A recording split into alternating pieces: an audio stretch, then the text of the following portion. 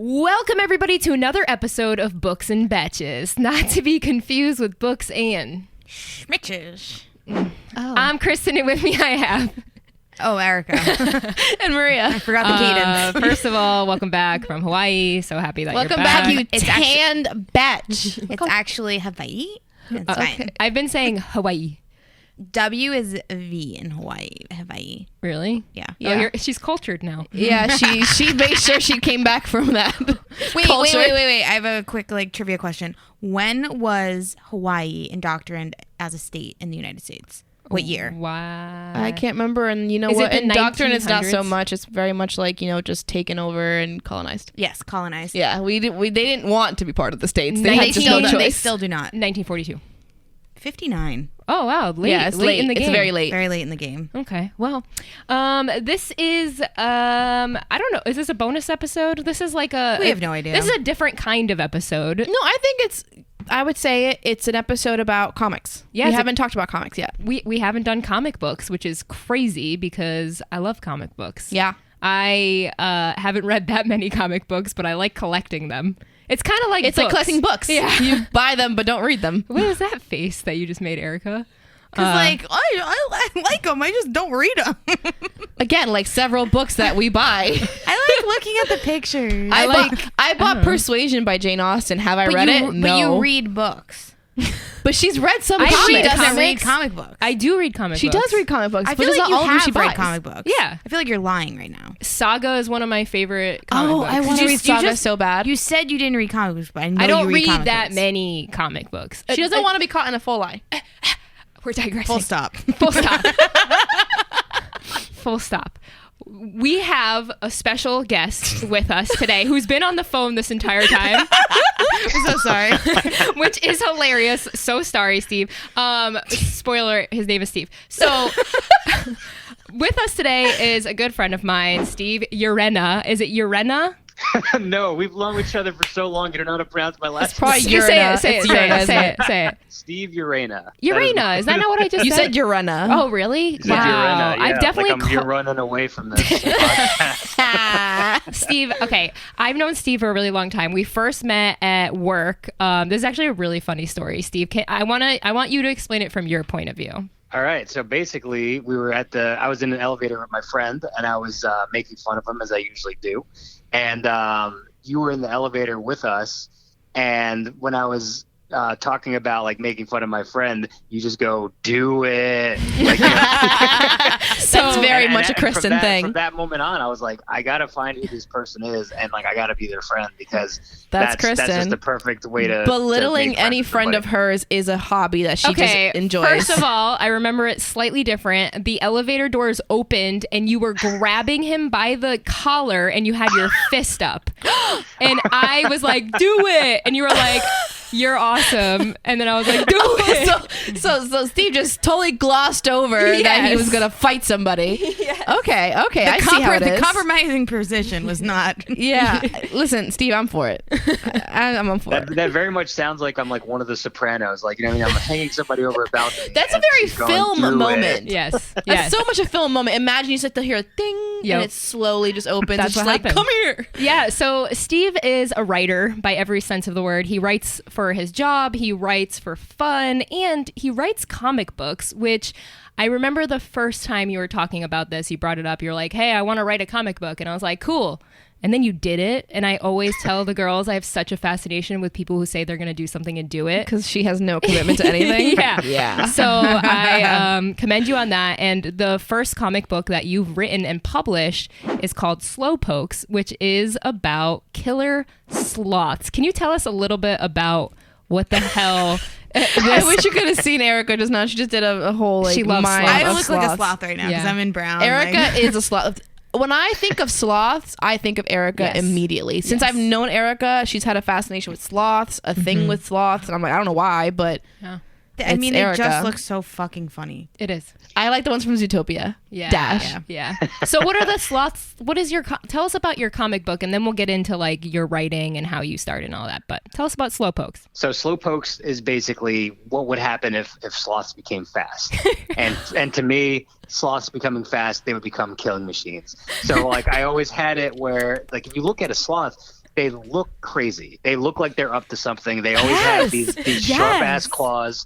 I kind of equate it to this, where it's like, imagine if they were like an alien race. They came down to Earth. They were fast before they came to Earth, but then the gravity like pulled them, and like they were fast and murderous, and they were like, forget it, and they just ended up being slow.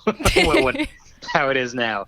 But basically, that's the comic where sloths become fast. The doctor in the comic is or the scientist in the comic is trying to make sloths a little bit faster so they could breed and like help save the environment, and then it just goes completely wrong, as it always does. Yes, as it always does with fast killer sloths. But yeah, I love those sci-fi movies. I love horror movies. And when like Mosquito and like Sharknado came out, I was like, oh, what are they gonna do next? Fast killer sloths. And I always just kind of put that in my back pocket. And then when I took the comics experience classes, I was like, you know what? If I'm gonna do this, I should start with this, because this will get the most attention, and it will just be fun. No matter how bad or how good I am, at least it will grab some attention, being like, oh, it's fast killer sloths. Like, I gotta check this out. Hell yeah. And you mentioned it a little bit, the class that you took. So walk us through starting to write a comic, because I don't know if you listen to our show, you better. Erica has written a book, and I think writing in general is very interesting. And it takes a lot of creative juices to like sit down and actually write out your idea, and it's admirable. So just like walk us through your writing process, because I'm curious if it's similar to writing a book. Like, is it the same thing? Yeah, I wonder what's the difference between. Yeah. Sure. So for me, I took Comics Experience, which is an online course or courses for anybody who wants to get into comic books. Writing a comic book, drawing comic books, lettering, anything you can do in the comic space, they'll teach you. So for a long time, when I was a kid, I wanted to be a comic book artist, but I was not given the artistic gifts as some other people are given. I feel that. I remember trying to do my own comics, and my mom was a fashion designer, and I would draw these comics, and she'd be like, yeah, you need some work. Like, it just wasn't happening. So that dream like kind of got put on the back burner because I knew I couldn't draw. But as I got older, I was like, you know what? I want to write a comic or be, maybe write or do something with that. But like, you can never find schools that just specifically focus on the writing. Right. And I live next to the Kubert School in New Jersey, which is, all the top artists go there. And I was like, why can't they have a writing class? So like a few years ago, I was like, you know what, let me give it a shot. Let me look back. There's got to be a school. There's got to be something that could teach you how to write comics. And luckily, Comics Experience was there. So I took some classes with some of the instructors who have worked in comics, and it completely opened my eyes. It was like, hey, this is the medium that you could write for. Because I have a background in creative writing. Yeah. I've learned under authors like there's this guy Glenn Retief, who's a memoirist who's from South Africa, is really good. Wow. And like Tom Bailey, who's another writer who taught me at Susquehanna University. And they always gave me good reviews in my classes, but it's very hard finding the medium, like finding where exactly I need to write for, like where do I excel the most. And I think definitely the shorter form content, like a comic, definitely suits my style more, because I hit you with more stuff, whether it's comedy or whatever that is. But to go back to your original question with the process, I will just, I'll bank ideas. Like, I'll just be sitting on the couch or just having fun or whatever. And I'll be like, oh, that'll be funny for this, or that'll be good for this. And I'll just kind of keep a log of it. And now that I discovered comics, it's a lot easier, because I'm like, oh, that could be a 20 page. That could be 24 pages. That could be 32 pages. It's almost not as daunting, because like a book, I feel like is super daunting. Like, oh gosh, 300 pages or more. A comic, it's like short stories every time. So you don't have to have that pressure of a full length novel. Luckily for me, the art does all the work. No, I'm like kidding. But luckily for me, like I feel like it's just it's better for it to be visual storytelling to go along with it. Yeah. So that's my process. And also, like, I'm putting my own money into this stuff. So it's just like whatever I think is something I would buy is something that I would want to write. That excites me. Yeah. That's the golden rule of writing: is write what you read And write what you love. Write what you read. Yeah. Or what So And I love fast killer sloths murder. yeah. That's So- what a niche. It's funny that like you got all this professional training, and like I just read a bunch of women who wrote porn, and I was like, I could write a book.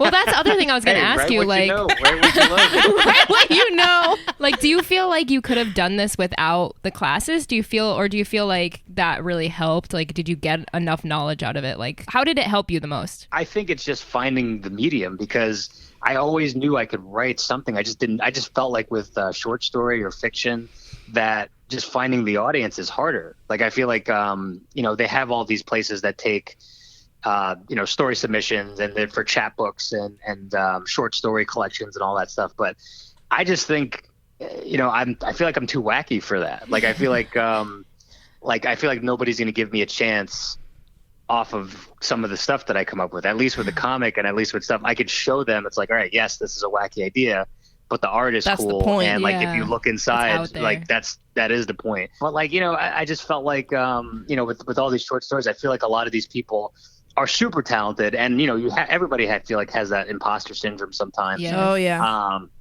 And that's the hardest part.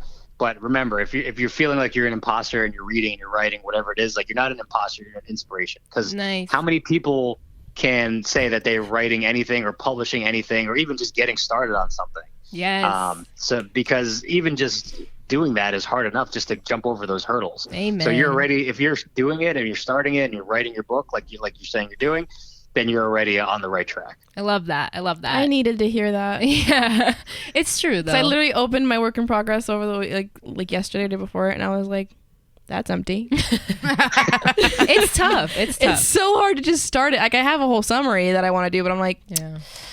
I also Starting it, think, though. and this helped me in comic book classes, they always want you to, like, okay, first week, take your idea, write down what exactly, like a short synopsis of what exactly this book is about or comic book is about.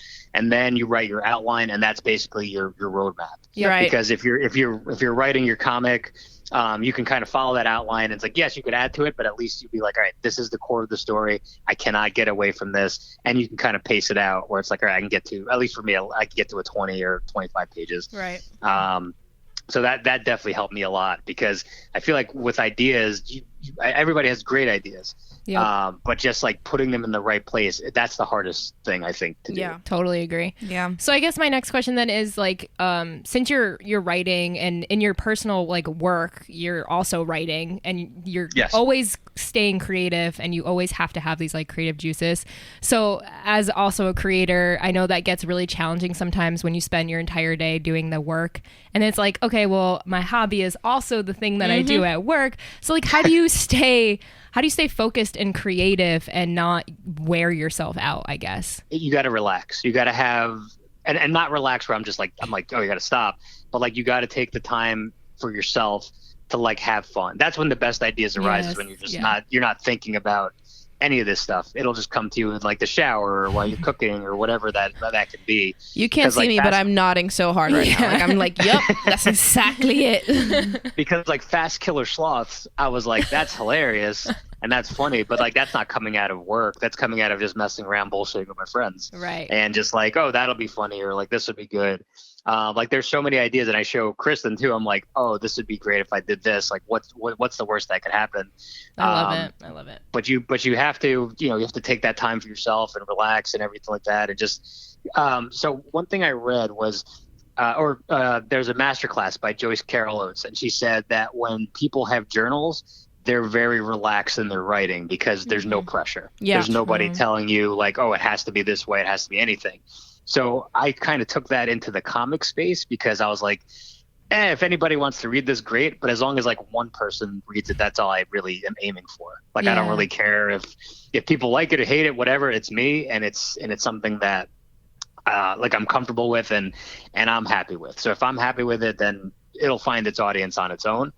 And that definitely helped with like the keeping the comic space where like this is where it's fun and free and it's not work. It's a labor of love. So if Yeah, it's a labor right. of love, like your language and your writing is definitely going to be a lot more laid back and more, I guess, conversational, or more, you could just tell. And I guess, compared my comic stuff to my work stuff, it's just different spaces and different like headspaces, I guess. Absolutely. I know a lot of people listening to our podcast are definitely inspiring writers. And we get a lot of messages from people that are just like, wow, you wrote a book. That's like my dream. So I know a lot of people are going to benefit just from hearing you talk about like your writing process and stuff. So thank you for sharing that.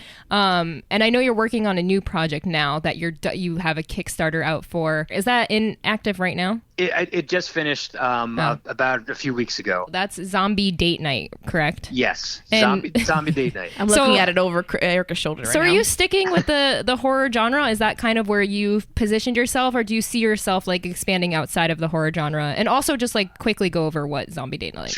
Sure, you got it. So the horror genre, I think that's where I'm going to be right now, but not forever, because I have ideas that I kind of want to be like, this is my voice, this is what I can do, and then here's a departure where it's like it's something completely different.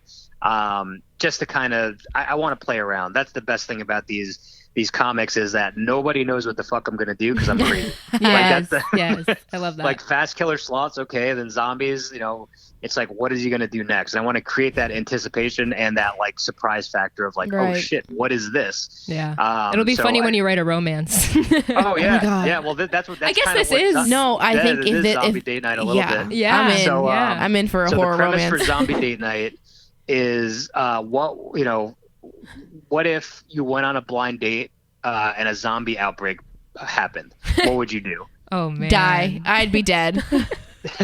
So back in my dating days on like on the apps and everything like that, or just going out on awkward dates with people you meet, it's just like that always kind of struck me. I was like, if the date is going well and a zombie invasion happened, do I stick around and like kind of like show off a little bit, or show off?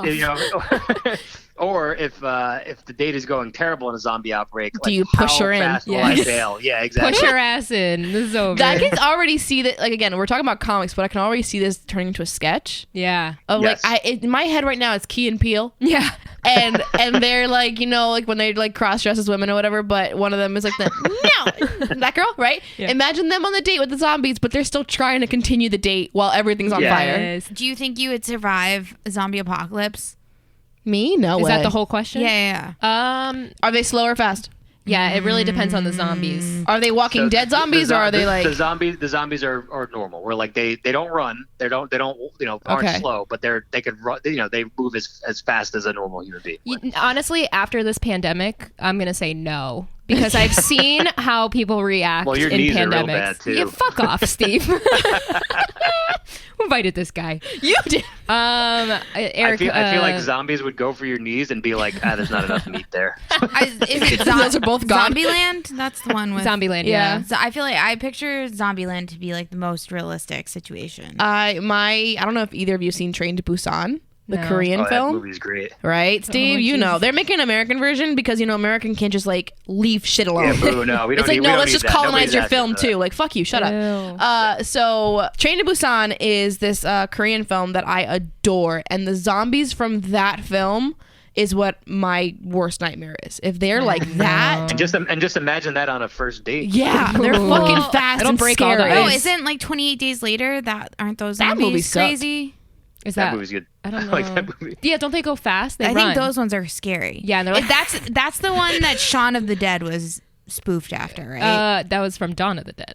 Dawn of the Dead. And then Shaun of Shaun of the Dead was was Dawn making of the Dead. fun of, right? Dawn I of don't the know. Yeah. Yes. Okay. I was It watching was the like, Korean it was ones. like a goofball version of that. Was yeah. Dawn of the Dead really fast zombies too? I don't remember. No, they were the George Romero zombies are slower. Have you seen that like vortex thing where it's like if they're slow, they're smart, said but if this. they're like fast, they're like dumb. Yeah.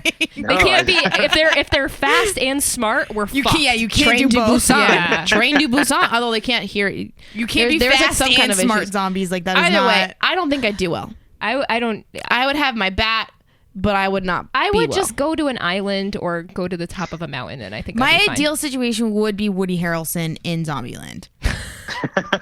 And it wouldn't be That's pretty good. Twinkies. Is he, but like, it would in a be, mansion or It would be something? like Yeah. Tootsie Rolls or something. Okay. Yeah, if I Fair. can barricade myself in a Amazon warehouse, I'd be fine. Yeah, but No, but Twinkies, he- I think that's probably a good spot. Twinkies are essential though be. because they don't expire. Yeah. that was the whole Twinkie. That was Yeah, the but point. but the thing is about that, like if people just ate strictly Twinkies, everybody would get so sick. Yeah. That's true. So like the real question here is like, do you watch The Walking Dead? Yes. No, I stopped. I watched up to a certain point. I started So- season I 1. read the comics. I read the first. I did read the comics. First of all, this is actually The Walking Dead is what got me into comics, and it was when we were working at WWE, and somebody had all of them, and I was like, oh, okay, I'll give it a shot because everybody was talking about The Walking Dead. This was even before the show. Everybody was talking about The Walking Dead. So I read the first comic, and I was like, oh, do I like comic Didn't books? the show come out before we worked there? Yeah, I was gonna say that's just The show Okay, so came out everybody was talking about the ages show, before. but Negron was like, I have the comics. You want to try He's gonna reading love them? that shout Or maybe out. I gave him the comic. Negron, did I give you the comic or did you give me the comic? Let us know. Either way, I think I gave him the comic. Either way, I read it and I loved it. And that was like when I was like, oh, I could do comics because they're so quick. What? Walking Dead came out in 2010. Yeah, I was in college. Really? The show? No, I was in high school. I was in end of high school. Damn. Okay, well, everybody was talking about the show at the time. Probably. The They're still on. It was Yeah, 'cause peak. that It was was peak. probably like Yeah. around. Okay. Right, what, 2014? That was probably around season 4 or 5. Well, and that was that's really getting when really good. I decided Yeah, to with the read. bat. That's when I decided to read them. They Okay. were very Oh, good. I thought you said decided just to read. Yeah, That's when that I too. decided to read. That too. But either way, that was like what sparked my interest in comics and when I started reading comics. So Steve, like I know you've got 2 comics under your belt that you've written. This one hasn't necessarily like gone out yet, but it will soon. I know the Kickstarter's Yes. closed. So it's really exciting. Yes. So another thing that I love about it too is. So it's got thrills, it's got chills, and it's got a grandma fighting zombies with a chancleta.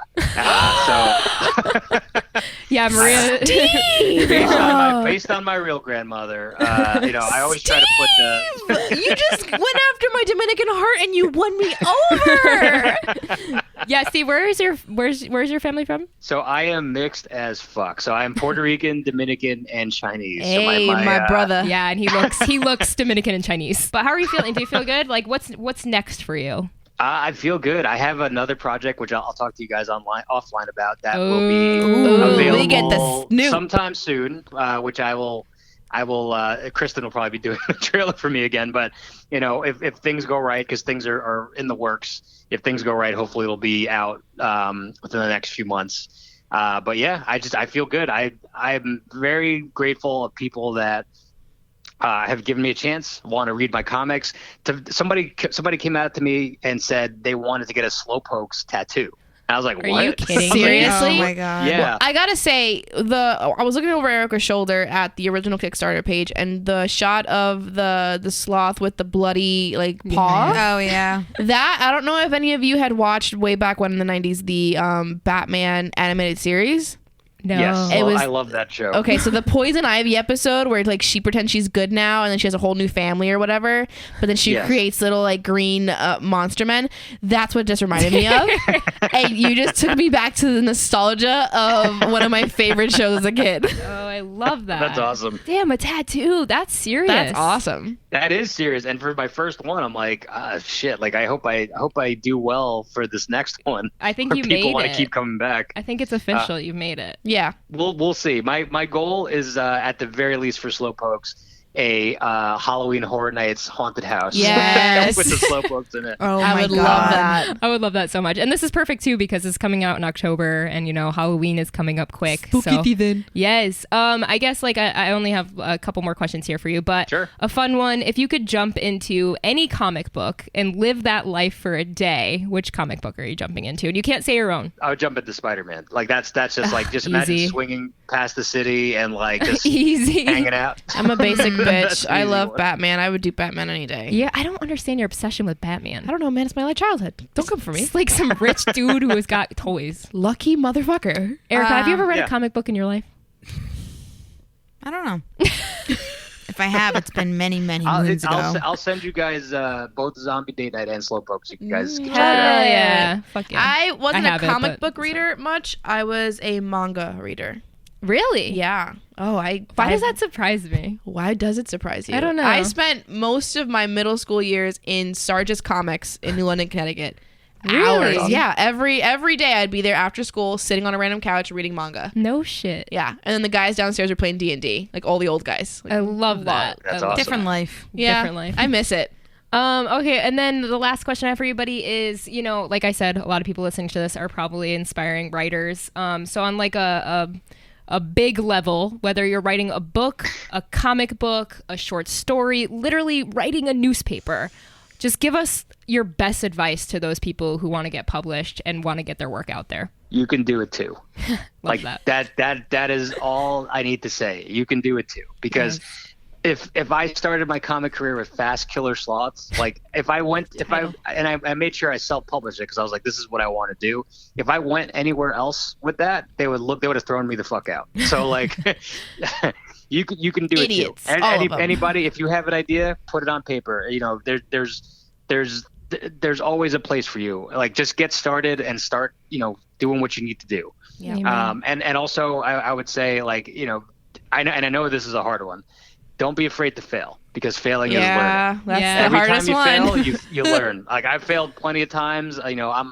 I'm 32 now, and like this is the start of my comic career. Like if I started earlier, I wouldn't have been able to do it. I love that. I think that is key Yes. because so many people I've heard are just like, I want to start this thing, but I'm just too old. Like I could Yeah. have done it. Like I could have been successful, started early. And I just think that you're never too old to start anything. People are so into their like timelines. Yes. Of like, I want to have this by this age and this Yeah. by this age, and it's like, no, that's not how life works. Yes. My favorite thing about this comic journey I'm taking is I have no idea where it's going. I don't know where. There's no goal in mind. Like there's no like, oh, I want to write for Marvel, I want to write for DC. Like, and if that happens, great, that's cool. But like for me to know that I'm writing my own stuff and putting out stuff that I want to make, that is the goal. Like I don't care if one person reads it or 300 people read it. Like it'll find its audience or it'll get me to the next thing where I find what I need to find. Amen. Here, I love here. that. So where can everybody find you? Give us like your socials, your Sure. Kickstarters. Hit me up on Twitter or Instagram at the Steve Urena, not Urena, as Kristen said. So that's TheSteveUrena. And you can also find my comic projects on Instagram at Slowpokes Comic and Zombie Date Night. I love it, man. Thank you so Amazing. much for talking to us No today. problem. I hope we get to pumped. talk again. And I'll definitely be sharing all my stuff with you guys. Thank you guys for having me. I really appreciate that. We love having you Awesome, on. dude. Thank you for coming. Well, thank you for everybody for listening. This has been a new comic edition. As far as recommendations go, Erica's gonna have none. This is why I'm excited because Erica always has the most. She does. I'm gonna recommend. The Walking Dead. Well, The Walking Dead was great, but it really fell off at the end, especially the show. I don't know what the hell they did. I stopped after season 1 because they killed a horse, and I said nope. Well, in season 2, they started looking for that girl for like a while, and that didn't happen in the comics. So I was like, I'm done. 99% of the planet dies, and you're upset about a horse. Yep. I'm with her on that one. Yep. It a show or something. I was kills an watching. animal, I think it was no. episode 1 or 2, and I'm watching it, and he's on the horse, and I go, if they fucking kill that horse, that's it. I'm done. And then again, I finished the season, but I was like, okay, so your goal is what? To find civilization and survive, right? So I'm like, you're gonna put me through 7 seasons of that? I hear Like- you, but the comic is really good. I'm sure the comic is great. And And I I'm just think- saying, as a viewer of a TV Yeah. show, they killed a horse, and I wasn't okay with it. I'm with you. And they put me through this long episodes of just like trying to go from point A to point B, and I don't know if I want to watch that. So my dad has a really thick accent, and he doesn't say horse; he says huss. Okay. Sick. Sick. Just wanted to conclude with that. And on that note, thank you guys so much for listening. Thank you for following. Please head on over to our Instagram. That's book_n_Betches. Books. Put the S on the Yeah, books. Book and batch. Yeah, that's probably somebody else. Books and Betches. BETCHES. Go subscribe to us on YouTube because you could watch all of our cool Xena moments, our fun spit takes, Erica always not paying attention. Yawning. I'm Um, gonna add some of the art from this so we have a visual on the YouTube Hell channel. yeah, if you want to see the art. So just look up Books and Betches on YouTube and please rate our podcast anywhere that you listen to your podcast. And also, have a great fucking day. Have a great day. Bye. Okay.